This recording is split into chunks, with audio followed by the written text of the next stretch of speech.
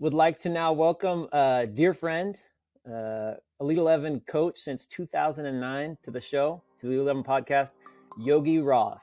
Yog, welcome to the Elite 11 podcast.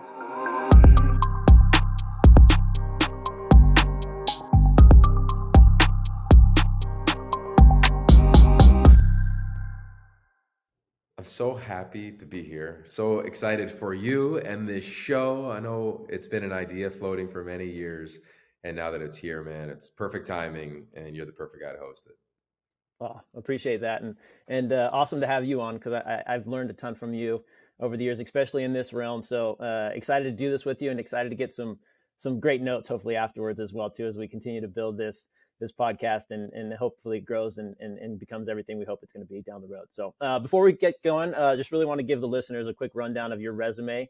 For those of them who might not be familiar with you, if you've been following Elite 11 for a while, you probably are familiar with Yogi Roth. But Yogi, you are a husband, a father, a storyteller, a broadcaster, an analyst, a host, a podcaster, a filmmaker, an author, a public speaker, a mentor, a coach, a surfer, a true Renaissance man. The list really goes on. So when we think of you specifically, we definitely think storyteller. So many things we just listed off, but your bio on your website really sums it up the best, right? Yogi Roth is a storyteller seeking and uncovering the humanity in sports around the world. Is there anything there that we missed or you want to make sure we cover off before we get going? No, I think that nailed it. I mean, I think in the world that we all live in and every quarterback now lives in listening to this, there's a lot of interest. And I think often early in my career, it was like, well, let's pigeonhole him in one lane because you can't do more than one thing well. And where I netted out eventually after years of work around like branding, positioning, like store, what am I interested in? It was I netted out on those two words of like seeking and uncovering the humanity in sports. Like, and I love the human side of sport. I love the competitive side of it. And then everything funnels through that. So it gave me a real clear lens of who am I? What do I want to be? How do I want to view the world? And everything kind of goes through that. Love it. So two guys that, and timely topic here, two guys that you've gotten to really learn about and uncover and tell their stories a little bit even, that are now going into the NFL draft process here this spring. Bryce Young and CJ Stroud, topic of who's going to be the number one pick, who's going where.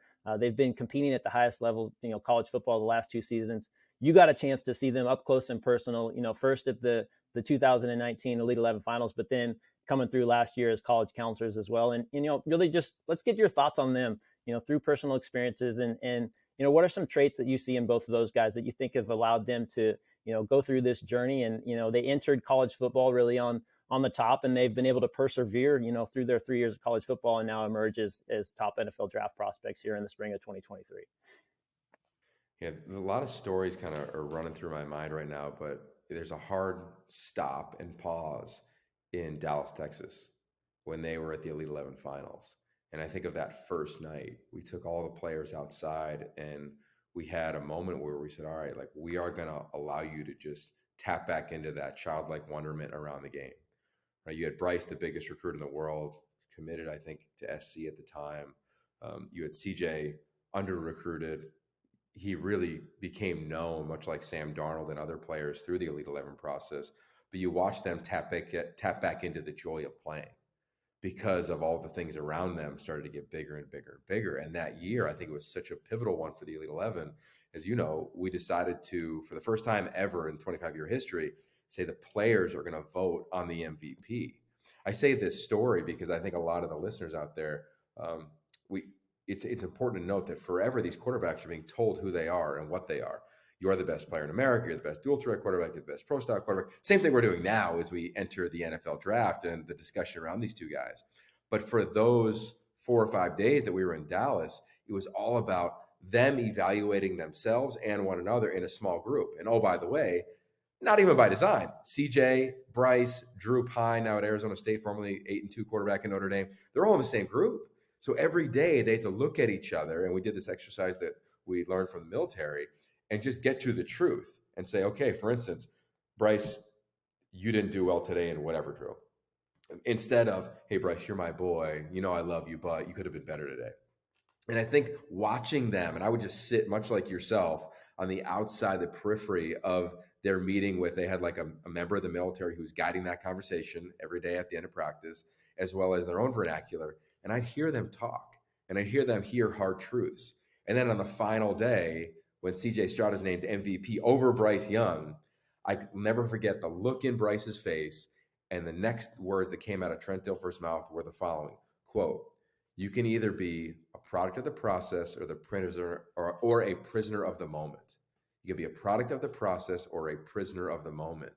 And I saw, in my eyes at least, the interpretation of Bryce being like, okay, I'm bummed I didn't win this thing. I'm not going to be a prisoner of the moment. And then I saw CJ, he was the definition of the product of the entire process as he exploded on the recruiting scene that week. So that's where my heart goes initially on those guys of like, wow, they had to face truths right in front of them from one another instead of everyone else describing who and what they are.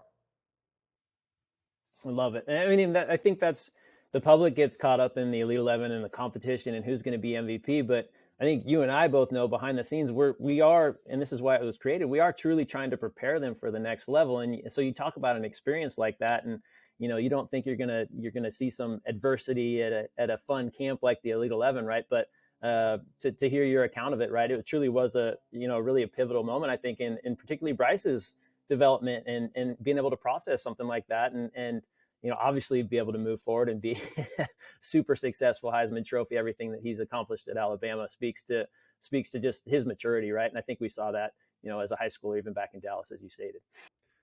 Well, bro, think about this. Like, and I'm sure we'll get into it, but you look at rankings, right? And we just wrote a book, Joey Roberts and myself. Brian's a part of it. The Elite 11 was a huge part of it, called 5-Star QB. And if you look at the history, there's 135 quarterbacks ever to be named 5-star for a day or a week or a lifetime. Bryce Young was basically for the entirety of his high school career, a rock star at modern day high school. CJ Stroud didn't get it until his senior year. They both had to deal with totally different expectations around their path. One guy was surging, the other was probably being criticized in Bryce Young. And then how do they navigate that, to your point? That's exactly what they're going to deal with at the next level. Speaking of the next level, out of the 135, only 12 have ever been drafted in the top 10. These are two guys who are going to add to that. It's going to be 14 in a matter of weeks, when the draft ends up becoming here. So I just think that's important to note that, like, very rarely do you live up to that. Those guys, Bryce lived up to it. CJ eventually ascended to it. And now they're both going to shatter the stereotype shatter the reality around the statistics of being a 5-star quarterback. It's a great stat. And I mean, we see these guys every year. So it's certainly a journey that a lot of people don't understand, all the ringers that these guys have to get through to get out of the hey, you're a 5-star at the high school level, but there's so much more that it takes to get to the NFL draft level, and to see those two guys make it through, like you said, the percentages aren't high. So to have 2 in 1 year is really truly a great accomplishment for both of them, and to get to see them at that stage, we see guys like that every year, but I would say we're probably not surprised, just based on the level of maturity that we saw for both of them at the high school level, that they were better equipped, I think, than most. Would you agree that, to make it through this end of the journey? Yeah, I like you, we're talking to NFL people throughout, end of the season through the draft. And I always get asked, like, what is the trait that you think is a separator? And I really think in a word, it's adversity. Like, of course you have to be competitive. Of course you have to be able to throw the ball. Like, of course you have to have the acumen to manage team, locker room, all those things. But I think it boils down to adversity. And something that you do that's brilliant at Elite 11 is you have the players, and we've had this for years, write an essay about when they met adversity. And I think it's important to note that. And adversity doesn't mean the same thing for everybody, right? Like, some, it could be sleeping in a car. Some, it could be getting benched. Some, it could be going 1-11 as a freshman in college. That was Jared Goff's adverse moment, for instance. It can totally change based on the individual and their upbringing. But I think both of these guys have met different types of adversity, right? Bryce didn't play as a freshman in Alabama. Everybody, definitely me, and I'd imagine you, we all probably thought he would. Well, in came another Elite 11 alum, Mac Jones, went to the Heisman Finals, right? Let alone won a national championship. He had to sit. And here's CJ, his adversity was as a teenager, his father is in prison. How is he going to manage that? And he's talked openly about that and what that did for him. You talk about the day you called him to invite him to the Elite 11. He's living upstairs in a warehouse, and his mom is working in the office downstairs. He runs downstairs, said he's got his glasses on, contacts aren't in. And he's like crying, like, "Mom, I got invited." Like, both of these guys have had moments of adversity, and I think that's what makes them really special, because they never lost it and they've used it as fuel, but never felt as though they, woe is me. It's never been that with them. They've always been self-starters. So I think their intangible traits are through the roof. I can't wait to see where they net out. Yeah, it's always the funnest time of the year for us. These guys that have come through the journey, getting to see where they're gonna now move on to the professional level and really make their homes and start their families for the next at least 4 or 5 years. So it's evident hearing you speak. You love the game and you love the people in the game. How great is ball? Is a saying that you probably coined, and if you haven't trademarked it, you should have. But it's something we've seen ever since we started working with you. Let's start with your origin story a little bit. When did you get hooked on football, and maybe take the audience just briefly through your football journey? Starting off as a youngster in the state of Pennsylvania, and now growing to where you are as a storyteller and Pac-12 analyst, and kind of bridge the gap a little bit for the audience there. Yeah, I didn't play till I was in eighth grade, but I always played. I could always catch everything and it was fast. So I was like, this is a fun sport. And then when I started to play as a freshman, I played on varsity and started getting letters. My first letters were from Princeton and Harvard and Columbia. And I remember being like, oh my God, like I'm getting letters from colleges. And I remember I called the coaches, and for whatever reason, the database was wrong and they thought I was a senior. Like they shouldn't have been sending letters to a freshman at the time, but they did. And I was like, oh my God, if they're sending me letters at 14, I might have a chance at this thing. So that's really when I threw myself into the craft. And then as I got older, I started to do what you do now as a professional, in terms of I started going to these regional camps. I'd go to Notre Dame, I'd go to Pitt, I'd go to Boston College. And I wanted to size myself up against other receivers and defensive backs around the country. And I felt as though I could play. I knew I wasn't 6'4". I knew I wasn't the fastest, but I was fast enough. I could catch. I thought I was tough. Like, I thought I had the traits. But no coach ever felt that that was worthy of scholarship.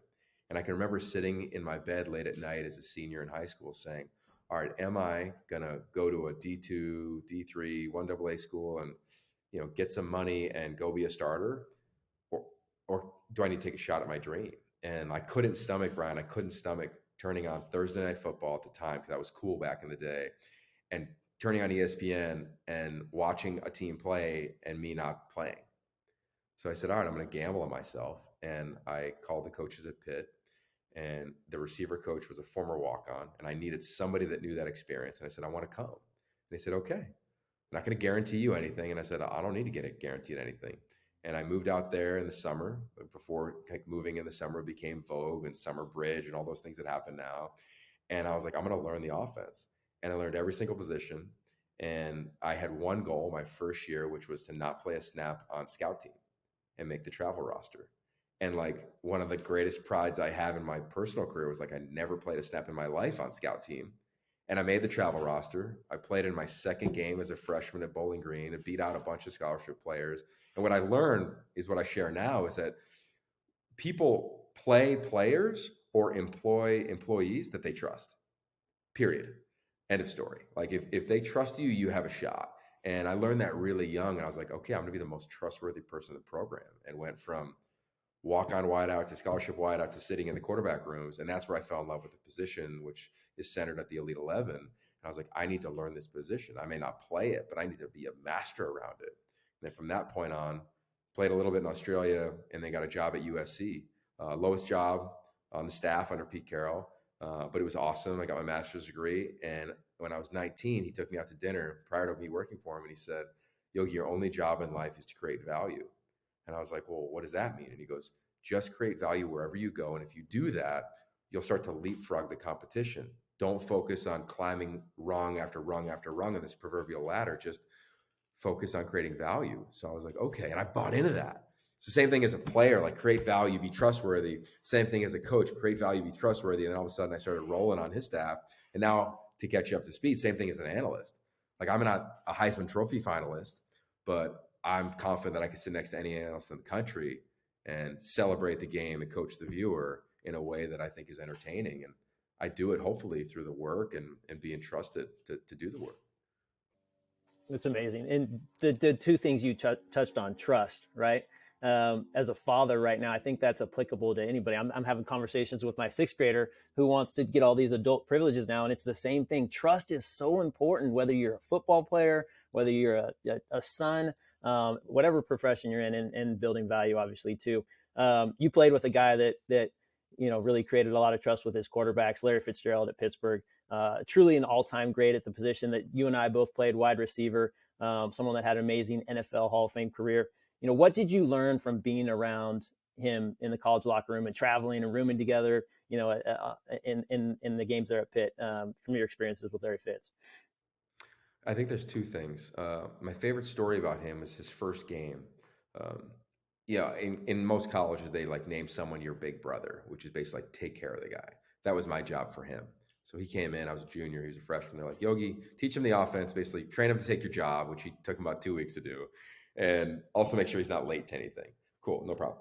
Well, our first game comes, and at the time, we had to wear like a suit to the game, but after the game, you could wear a warm-up suit, like a sweatsuit, whatever. And the game ended. He played fine, but he put his suit on after the game. And I went up to him and I said, hey, Fitz, like, you don't have to put your suit on, man. Like, just, you can put your warm-ups on. And he goes, hey, Yogi, everybody's going to know what I'm about from day one. I'm going to be a pro. And when you rewind his path, he had been a ball boy for the Vikings, for the Minnesota Twins. Like, he'd been around professional sports. His dad was a journalist.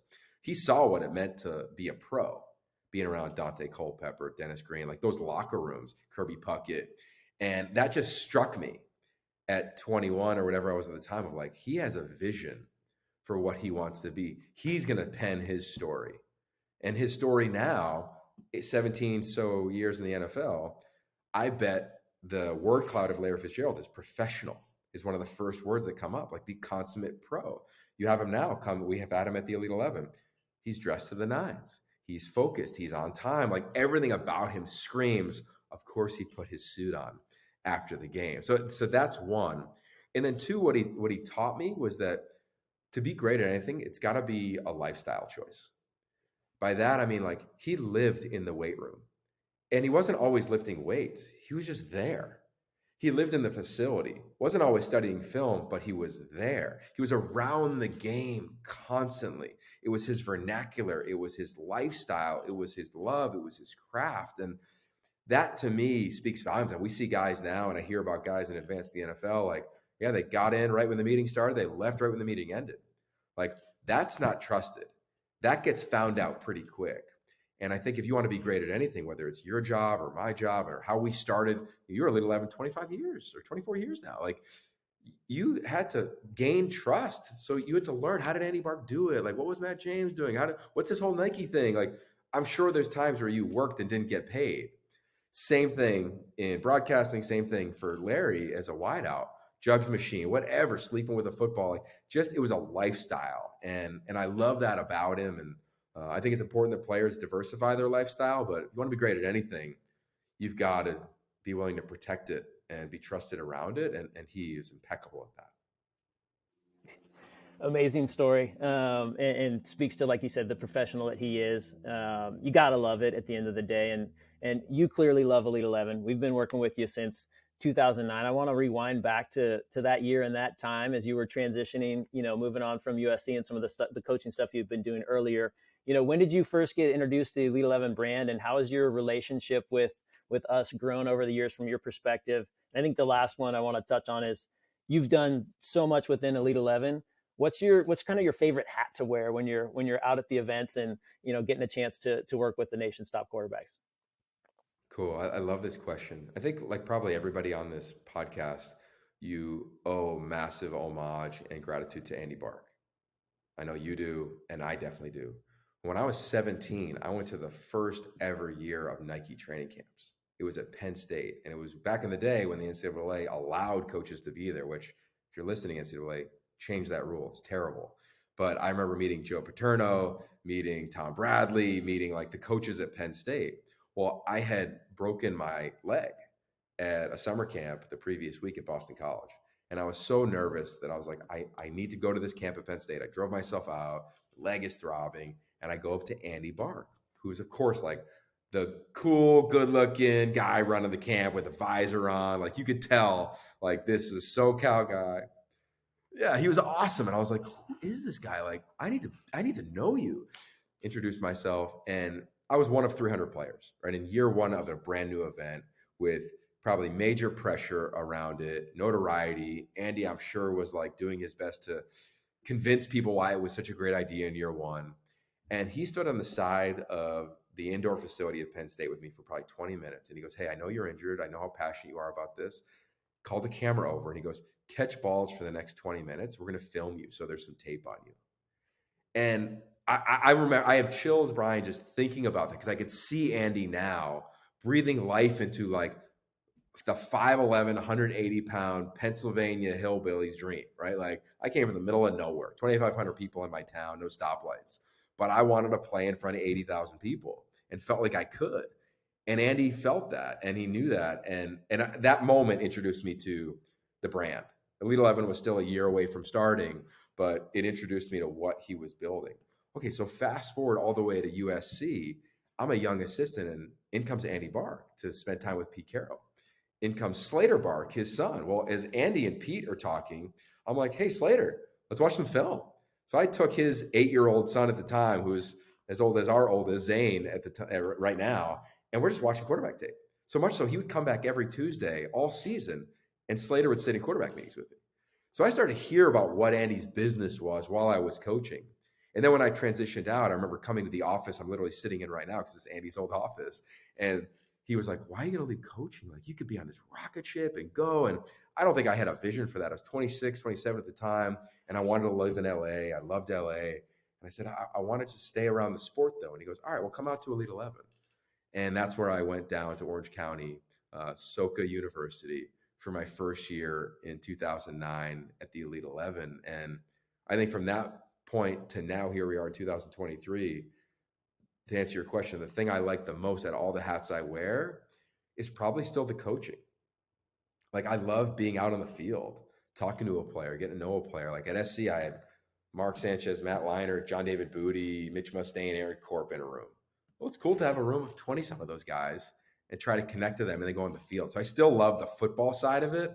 I love the inspiration. I love the media training. I love the mentorship. But I think within the 4 or 5 days, I still love being on the field.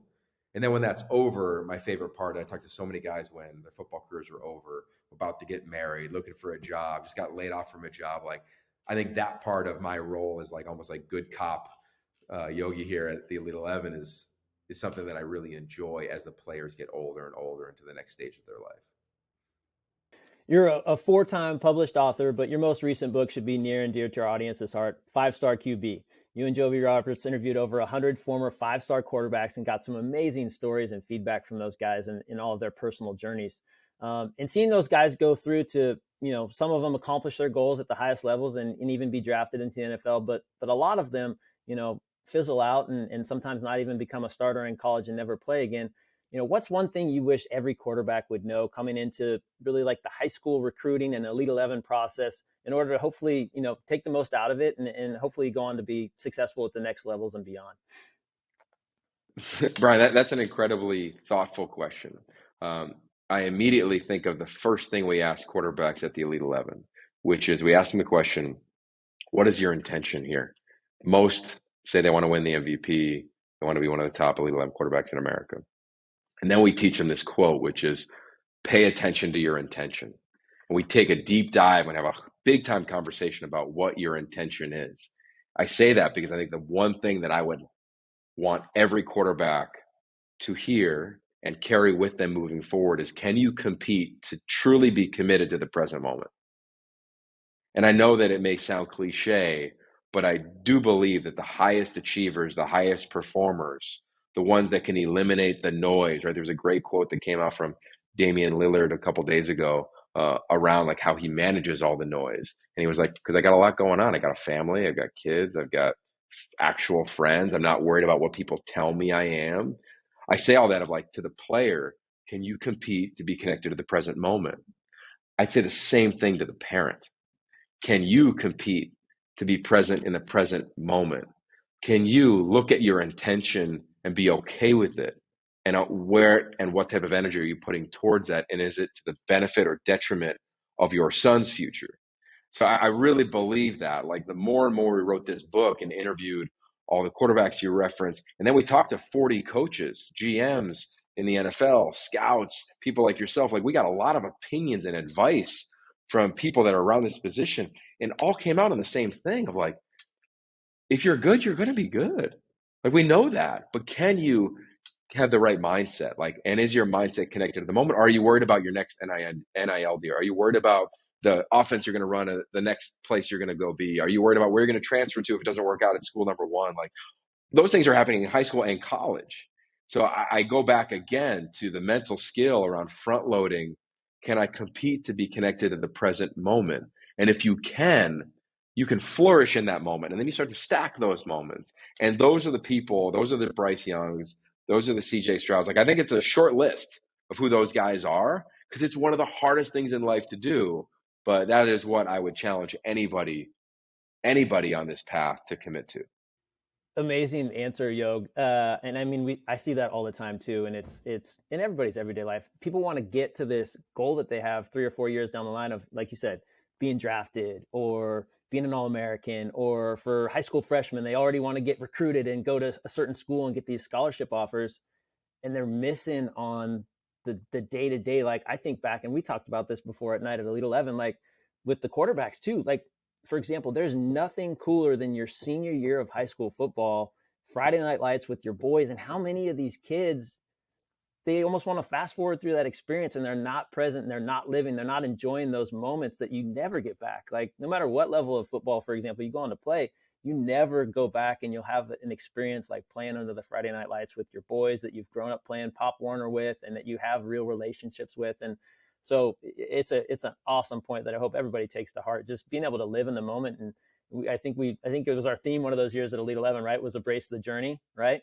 Living in that moment and enjoying those experiences. Because even at Elite 11, we see guys that are so worried about all the exterior things, and they're missing 19 other awesome dudes that are in the room with them that they get a chance to form amazing relationships with, that can carry on through their future years of football, having peers to build relationships with. So amazing point, and something I hope everybody takes to heart. Big part of what you've been doing last couple of years at Elite 11 is the media training as well, and something that's tapping into your expertise at the Pac-12 network, and your opportunity to interact with student athletes really on the daily with your work there. Talk about it and the importance of these quarterbacks understanding their own brand, but I think more importantly, to what's near and dear to your heart, being able to craft their own story and really control the narrative of what they put out into the marketplace, really, and into the storytelling space. Yeah. Well, I think, for this year's Elite 11 class, if you listen to this, then, my stat is going to plummet dramatically, because I've asked the same question in over 100 locker rooms, where I asked quarterbacks to name the most impressive brands that they love. And they say things like Nike, Jordan Brand, Elite 11, Beats, Gatorade, up and down the list. They name all the brands you can imagine. Then I say, how many of you consider yourself a brand? And everybody raises their hand. And what do we just learn? We learn that as they reference all the brands that they love and admire, they never, in over 100 locker rooms where I've done this speech, they've never once said a player's name. So I say that of like, we're all these athletes, especially now in high school, even with NIL, they're like, I'm a brand. And I say, no, you're actually not, because you have a heartbeat. Like, you elicit emotion. Like, you're a human, you have a story. And I say that because the best stories, a great story, whether it's Ted Lasso or Game of Thrones or whatever it is that you want to watch, it could be 15 seconds on TikTok. Like, any great story does one thing, and it makes you feel something. And a lot of those brands, they're cold, right? They're in a box. They don't have a heartbeat. They don't feel anything. So I say that, and that's my jumping off point to a lot of these athletes in the media training, is not just how to hold a mic, where to look in the camera, how to respond to a question, how to control your breath. Like, of course, we do all of the building blocks to thrive in media. But the number one is like, are you connected to your story? Are you connected to it? And I believe this firmly. The quarterback's job, an Elite 11 quarterback's job, just for the sake of this conversation, is to get to know their voice, get to know their story, and then begin the process to mastery around it. So the easy example is like if you watch yourself on camera get interviewed, is it awkward? You're like, oh, that didn't really sound right. That's not really what I think. That's not really what I sound like. Okay, like you don't have great mastery around it. As a broadcaster, I've done thousands of hours of live television. I have to have mastery around my tone, pacing, themes, like all those things of those like those knobs. I have to learn how to turn them up and down. So a big part of what we do in media training is exposing this idea of like they're a story. And often at quarterback, somebody else is penning it. Five-star quarterback Brian Stump. He's got a live arm. He's a pocket passer, 3.5 GPA. Expect him to have 3 years as a starter at Power 5 level, and his NIL valuation is $1.6 million. Like, what the hell is that? Like, that's somebody else telling you exactly what you are. And you can believe that, but that is not a healthy way to live. And that is definitely not a fruitful way to grow your story, or if you want to call it your brand. So I'm really proud of the work that we do. I think the guys really dig it. And then it's fun, of course, to practice Q&A at the end. But my job is to give them tools that they otherwise don't have. And then they could use them as they move forward to Ohio States, to Alabamas, to USCs, to Oregons, to Washingtons, etc. And it's fun. It's fun when I interview them on the Pac-12 networks and they use some of the tools and give me like a little side wink of like, hey, I remember you taught me that when I was 16. So it's enjoyable. And it's awesome from our perspective. I think back to 2021 and a guy that was really in just the center of the eye of the hurricane that year, Quinn Ewers. And I really feel like watching and following your media session with the group that year, I really feel like that was the first time when you connected with him at that level during your session with him. And it was the small groups, right? It's 4 or 5 quarterbacks at a time. I really feel like that was when the event started for him.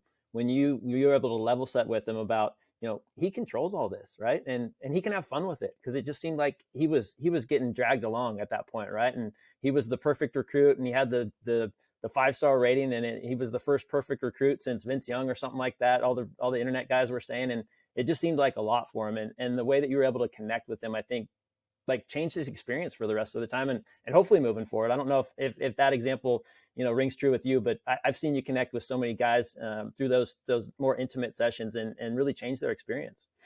Thanks, man. I think it's hard for 17-year-olds to operate in the space, which is big time quarterbacks. Like one of the most enjoyable things that I get to do at the Elite 11 is day one. I try to show up a little early and kind of sit on the periphery as guys get interviewed and listen to them give these PC answers because they're mimicking PC answers that they see with guys they admire. Peyton Manning, Tom Brady, whatever. Like they're watching these guys growing up, and they're like, "This is the voice I need to have." It'd be like if I tried to be, and I did try to be as a young broadcaster, Kirk Herbstreit. Why not? I grew up him calling my games. I admired him. He sat in meetings with me when I was a player. Well, at some point, you realize like I'm not him. And I think for our players, the earlier they can accept that they are their voice and that they have a story and they can utilize the media to share it, and the media isn't out to get them. Uh, they can use it as a tool for success. Like Quinn is great. Quinn never asked to go viral. Newsflash: no one really asks to go viral, right? Unless you're like a TikTok dancer and you want your dance to go viral. Like, good, more power to you. But the guys we talk to, they don't want to go viral. Quinn made a lackadaisical throw at a quarterback camp and went viral. And all of a sudden, he became the guy with the Pat Mahomes arm and the crazy mullet. But that wasn't his story. And he still didn't even really, in my understanding, like he was still getting to know it. And that's part of being 16, 17. We had Dr. Michael Gervais talk to the players almost every year, and he talks about how their brain isn't even fully developed till they're 25, 26 years old. So how can a story be fully fleshed out if you haven't even thought about it? So I love that time with Quinn, and I love it every year with the players because somebody comes in thinking they have it figured out, or not really understanding why is somebody trying to say who I am when I haven't granted them that authority, and everything in between. And I love just level setting and being like, all right, like, what is it? And if they don't know it, I've got a bunch of tools that are in the book or that I do in person where like I try to get them to tap into some of those tools and they begin to piece together their own narrative. Then it's on them if they want to continue that journey or not. No, it's amazing, and it's a huge part of the event, and it's great, the ball on the field and the X's and O's and that sort of stuff. But the tools that you know in particular give these guys to hopefully continue to be successful and be able to navigate as they adjust to college life and this public facing persona that they're going to have, whether they like it or not, right? Is a huge thing for them to be able to start understanding and have tools to deal with. I want to get to some quick hitting questions. I know you got a tight schedule, and we appreciate your time, but we're going to have some fun here at the end of the podcast. Get some hot takes from you, some quick answers, fun answers. I'll start with this. You've been at the Elite 11 now for 14, 15 years. You've done big time college football games. You coached at USC with some great quarterbacks there. Who's the best thrower of the football you've ever witnessed in person? Hmm. Best thrower? Man, it's hard to. I always go back to like Josh Rosen and Sam Darnold. Like same year, totally different stories, 5-star, 3-star. But man, the way that they could place the ball anywhere they wanted it, right? Sam, I used to always say like he would attempt throws, or excuse me, Sam, I would always say would complete throws most quarterbacks wouldn't even attempt. And I think for Josh, like if you were going to like build the quarterback, arm, legs, body, mind, like he's it. So I probably net out with those two guys. Jared Goff, watching his career arc from Elite 11 as a 3-star player to number one pick, and even watching him manage adversity and find his ways to deal with it as he's thriving now in his second home in the NFL. Like he's another arm that stands out to me. And then there's always going to be something I think around like Sanchez and Liner, right? Mark, because he could just deal, and seeing it every day for 4 years was really special. And then for Matt, lefties, it's always kind of pretty coming out. So those two guys, I think, from my coaching days, stand out. Some nostalgia, right, with guys that you coached and, like you said, got to sit in the film room. I'm sure there's throws that those guys made in practice that Oh my gosh, triple or quadruple stuff that they did in the games that you got a chance to witness that a lot of other people did. What's bro! your I favorite gotta hobby or say, activity outside? Oh, go ahead. Yeah. I was just saying, my favorite actual throw I've ever seen. So in 20, I want to say 13 or 14, I was filming a documentary for the NFL on the Seahawks that probably won't ever air until Coach Carroll retires. And we followed the team all season. And I was up there, I think it was Monday night when they played Green Bay, and the throw to Golden Tate to win the game, like the Hail Mary. Yeah, and I was there. You could see me if you watch it back. I'm like a very average cameraman, but I'm second camera, meaning like you have like the camera you trust, your first camera, then you have like maybe you'll get lucky with a couple shots on the second camera. And I'm holding the second camera, and he makes the play, and I just like everybody run out onto the field, and I run right to the end zone to like just get in there with those guys. So watching that in real time happen was just probably the most memorable throw and catch I've ever been a part of in a really unique way for my career arc. Absolutely. And yeah, historic moment that you got to be witness in person. That would definitely stick out in everyone's mind. What's your favorite hobby or activity outside of football work, that you do with your family? We call it free fun. In the pandemic, like everybody's trying to figure out what to do with life, and our 5-year-old, and you've done it with two kids, like teaching them how to read and watching them go through that process is hard, and it was really hard for our son at the time. So I was like, well, let's write a book. So we wrote a book titled "Finding Free Fun," and it was all about this kid looking for free stuff to do, and that's something that we pride ourselves in. Whether it's a hike, we're inspired by you and your kids running up a hill every morning, seeing how fast they could get, going for a surf, but anything that is outside. Um, is something we're doing every weekend. Surfing is easily number one on the to-do list, usually every Saturday or Sunday morning. But anything that has to do with free fun here in California, we're all in on. Love it. What's your most important daily habit? My most important daily habit is meditating. Like so much so that I did it before I walked in here for this interview. I try to do it every night and every morning. Again, I go back, like if I'm going to preach, the number one thing for a quarterback is to be connected to the present moment or compete to. I've got to do the same thing. And I think as you get older, like so many things are happening in your life, like the idea of like, can we live in instability is a really powerful phrase for me in life, right? As a broadcaster, you're kind of an independent contractor. So I think to me, meditating and understanding that like thoughts become things, and picture becomes a word can become an emotion can become a belief, like, and knowing when to catch those is really important. So I try to find that time for myself to start and end every day. And what I'm hoping it does is not only helps my mental health, but rubs off on our two kids. You know, my wife's the same way; she does it as well. So that, like, I need to do that almost as much as I need to sweat and move and work out every day. And you're huge on being present, right? And I think it's a great tool to stay in the present and be able to focus in on this interview. We had great conversations before, and I know it's hard to hone in sometimes. So it's an awesome tool to use for focus. Which two people have had the most impact on your professional life? I always say that Pete Carroll really impacted my 20s. He took the clay that my parents created and really molded it. And I don't take that for granted of like, he made me get clear on style, vision, theme, philosophy in my life at 22, 23, 24, 25, 26. That gave me a real great foundation in my 30s. In my 30s, it's been Kevin Carroll. Kevin Carroll and Ken Black, I call them my board of life.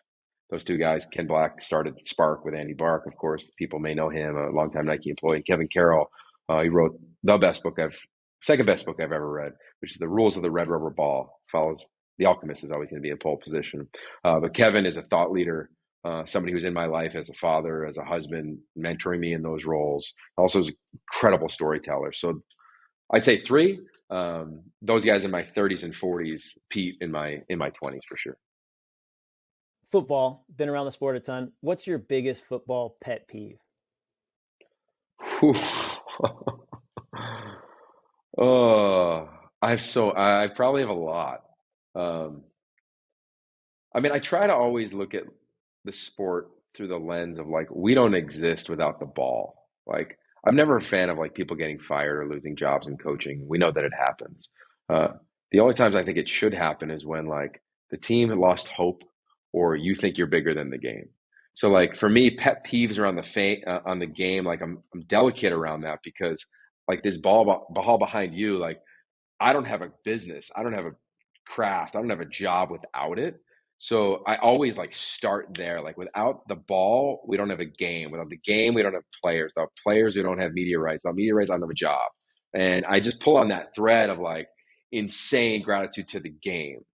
There's things I would love to change. Like, could there be two levels to the targeting rule? Sure. Could halftimes be a little bit shorter for the pace of play? Sure. Like, should broadcasters be on private jets? Sure. No, I'm just kidding. I don't know. The I'd say the biggest pet peeve I have, um, I think it's probably around like recruiting. Honestly, like I think there's some very archaic rules in recruiting. Um, like I don't know how if I was a volleyball coach at, let's just say I'm a volleyball coach at USC who's a Nike school, I can coach a club volleyball team that's sponsored by Adidas. But if I'm a football coach at USC, I can't go to the Elite 11 to get a real evaluation. Like I just think in the sport that drives all the revenue, in a sport that, in my opinion, has dramatic amounts of mental health issues because of the expectations that are placed on these players. The NCAA is not allowing coaches, in my opinion, to get a true eval. Right? It's like we have to offer everybody as a sophomore. Never even met them. Like I saw something the other day. I'll give you my biggest pet peeve. I saw an 11-year-old get offered. Made me want to throw up. Cool. I hope the kid earned it. I'm sure he's great. But why would that coach do that, knowing what you just did to that kid's childhood? Maybe he's going to be great at it, but at some point, the wonderment is going to be off.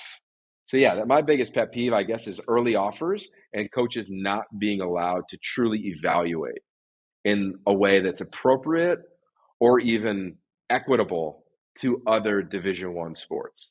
And the fact that that hasn't been changed is a dramatic miss. And the only people that are getting harmed are the players, 1,000%.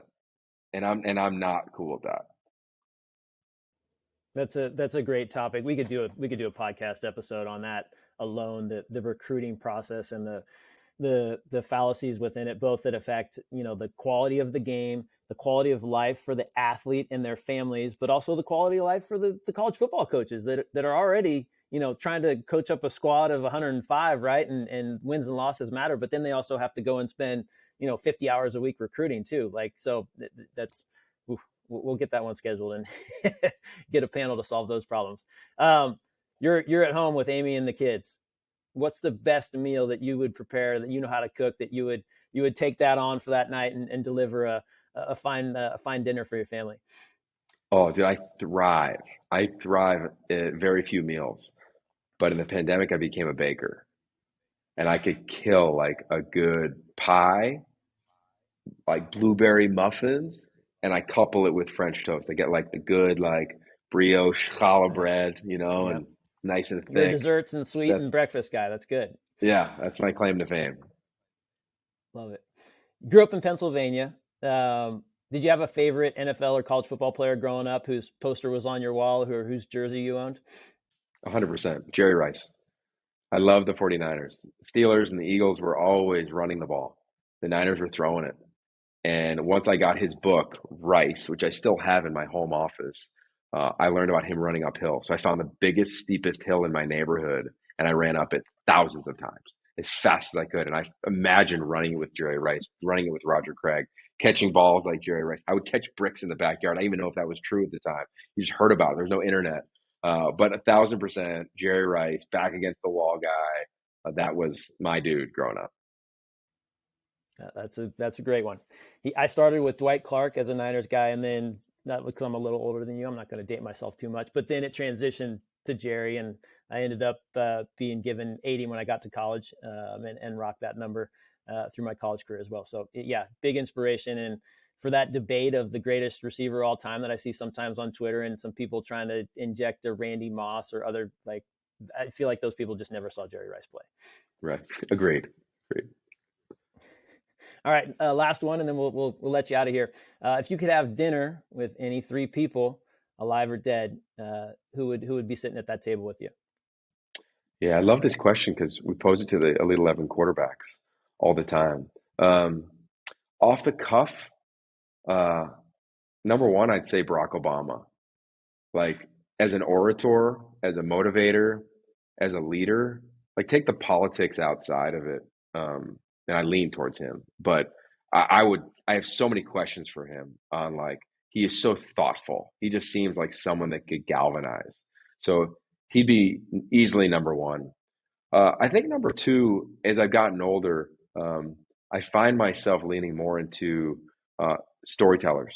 And I think what was cool about is what Kobe Bryant was doing around story. There's a great podcast with him and Jay Shetty around storytelling, which he recorded after he retired. And I think it was 2019, so prior to him passing away.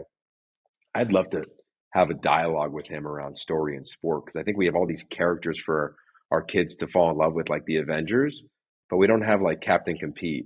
We don't have like Averill the Adversity. Like we don't have characters for kids, but yet we all agree that sport are the greatest teacher. So I'd want to have a conversation with him around that. And then I think my third one, um, it's a great question. Um, I'd probably go down the road of like I might go down the road of like Laird Hamilton. I think there's something to like feeling your fear and doing it anyway.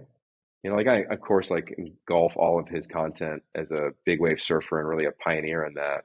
But I'd be really curious what what he would say around like when you have that moment of commitment and hesitation, like what's your process?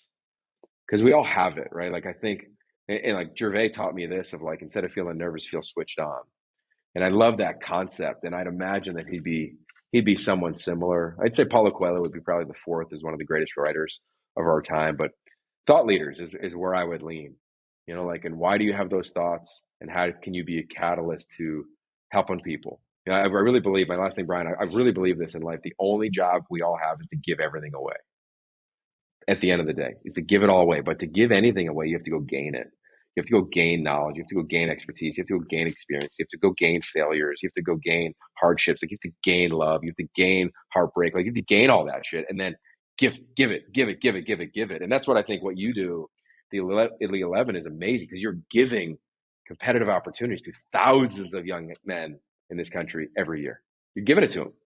And it's up to them of do they want to take it and add it to their DNA and then give it away again when they become a parent, a coach, a competitive athlete. And I hope I'm doing something like that in my own life as well.